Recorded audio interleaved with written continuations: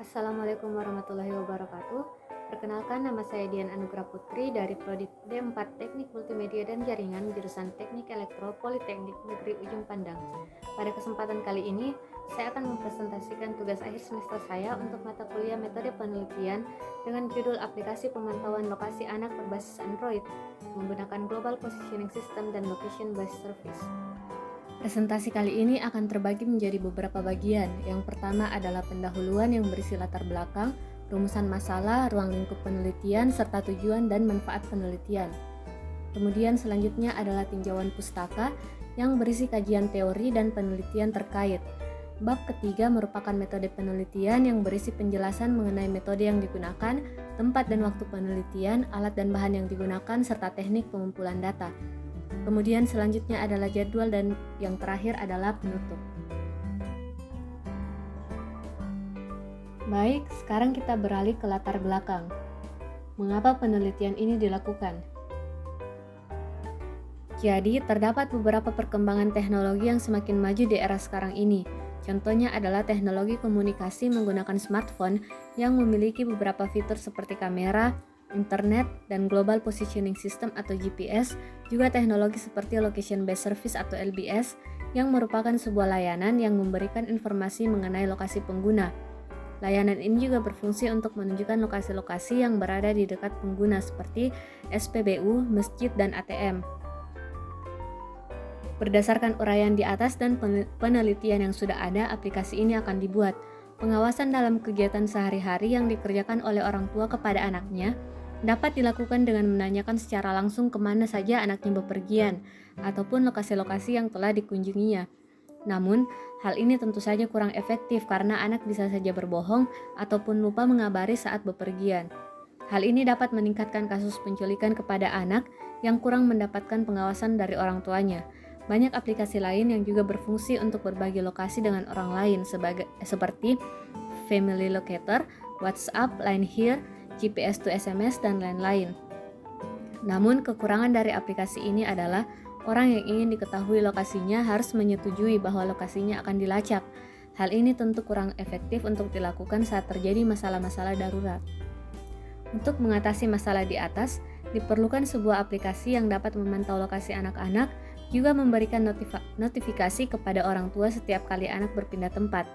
Hal ini dapat membantu dan memudahkan orang tua dalam melakukan pengawasan terhadap anaknya.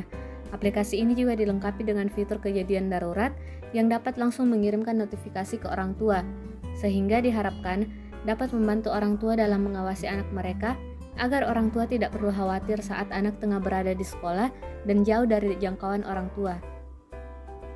Aplikasi ini juga dikhususkan untuk anak yang berada dalam rentang usia 7 hingga 12 tahun atau anak-anak yang masih berada di sekolah dasar.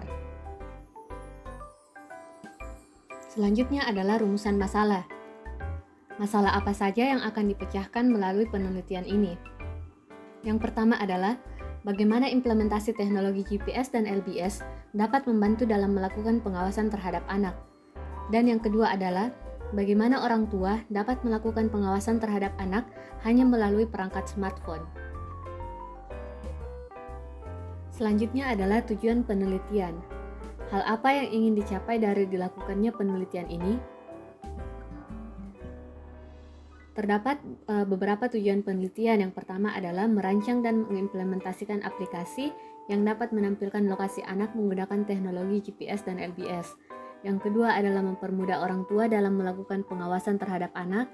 Yang ketiga adalah mengedukasi orang tua mengenai manfaat GPS dan LBS dalam melakukan pengawasan terhadap anak. Dan yang terakhir adalah membantu pemerintah dalam mengurangi tingkat penculikan terhadap anak. Selanjutnya adalah manfaat penelitian. Manfaat apa saja yang didapatkan dari penelitian ini? Yang pertama adalah sebagai bahan referensi bagi peneliti lain. Yang kedua, sebagai alat untuk meningkatkan kemudahan dalam melakukan pengawasan terhadap anak. Dan yang ketiga adalah sebagai masukan untuk pemerintah dan pihak berwenang dalam melakukan peningkatan kualitas layanan publik. Selanjutnya, memasuki bab 2 mengenai tinjauan pustaka. Pembahasan pertama adalah kajian teori. Kajian teori berisi informasi mengenai hal-hal yang berkaitan dengan penelitian. Hal-hal tersebut seperti Global Positioning System atau GPS, PHP, Location Based Service atau LBS, Internet of Things, Android, dan MySQL. Selanjutnya adalah penelitian terkait. Penelitian terkait berisi mengenai penelitian terdahulu yang berkaitan dengan penelitian yang dilakukan saat ini. Terdapat beberapa penelitian terkait. Yang pertama adalah oleh Korib, Widyarta, dan Afwani pada tahun 2018 mengenai sistem pendeteksian posisi anak dengan memanfaatkan GPS pada smartphone dan mengirimkan data berupa koordinat lokasi anak berbasis web. Yang kedua adalah Muawwal dan Zaman tahun 2017 mengenai aplikasi pemantauan lokasi anak dengan menyimpan lokasi koordinat ketika melakukan posisi perpindahan melalui smartphone-nya. Dan yang ketiga adalah oleh Ridho dan At-Tariq pada tahun 2017 mengenai sistem tracking position berdasarkan titik koordinat GPS menggunakan smartphone. Baiklah, memasuki bab ketiga adalah mengenai metode penelitian. Langkah apa saja yang dilakukan oleh peneliti untuk mengumpulkan informasi atau data? Yang pertama adalah penjelasan mengenai metode penelitian. Jadi, metode penelitian yang digunakan adalah pendekatan kualitatif dengan metode deskriptif. Metode kualitatif yang merupakan suatu metode penelitian digunakan untuk meneliti pada objek alamiah, di mana peneliti adalah sebagai instrumen kunci. Teknik pengumpulan data dilakukan secara gabungan. Analisis data bersifat induktif, dan hasil penelitian kualitatif lebih menekankan makna daripada generalisasi. Tujuan dari penelitian deskriptif ini adalah untuk membuat deskripsi, gambaran atau lukisan secara sistematis, faktual dan akurat mengenai fakta-fakta, sifat-sifat, serta hubungan antar fenomena yang diselidiki.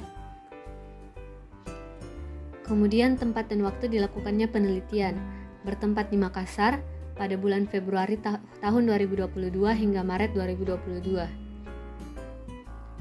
Yang terakhir adalah tahap awal dalam pembuatan sistem yang dilakukan dengan menentukan alat dan bahan yang dibutuhkan.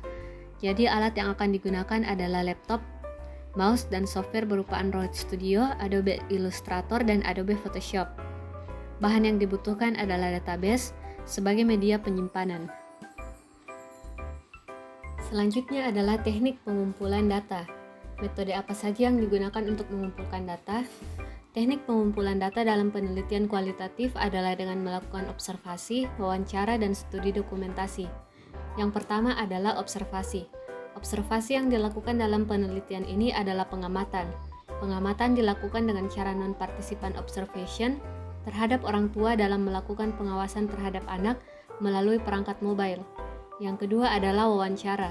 Wawancara dilakukan untuk mengetahui dan melengkapi data serta upaya memperoleh data yang akurat dari sumber yang tepat, yaitu informan yang terdiri dari orang tua yang mempunyai anak yang sedang menempuh pendidikan di sekolah dasar. Dan yang ketiga adalah studi dokumentasi. Studi dokumentasi dalam penelitian ini diperlukan untuk mempertajam analisis penelitian yang berkaitan dengan penggunaan perangkat mobile dalam pengawasan terhadap anak. Dan yang terakhir adalah jadwal kegiatan. Dapat dilihat dari tabel bahwa kegiatan ini akan berlangsung selama 10 bulan dengan berbagai jenis kegiatan yang akan dilakukan mulai dari penyusunan proposal hingga ujian sidang. Demikian presentasi dari saya mengenai aplikasi pemantauan lokasi anak berbasis Android menggunakan Global Positioning System dan Location Based Service. Besar harapan saya agar pembuatan dan pengerjaan aplikasi ini berjalan sebagaimana mestinya sesuai dengan jadwal yang telah ditetapkan. Mohon maaf yang sebesar-besarnya jika terdapat kesalahan dan kekurangan pada presentasi kali ini. Terima kasih atas perhatiannya. Wassalamualaikum warahmatullahi wabarakatuh.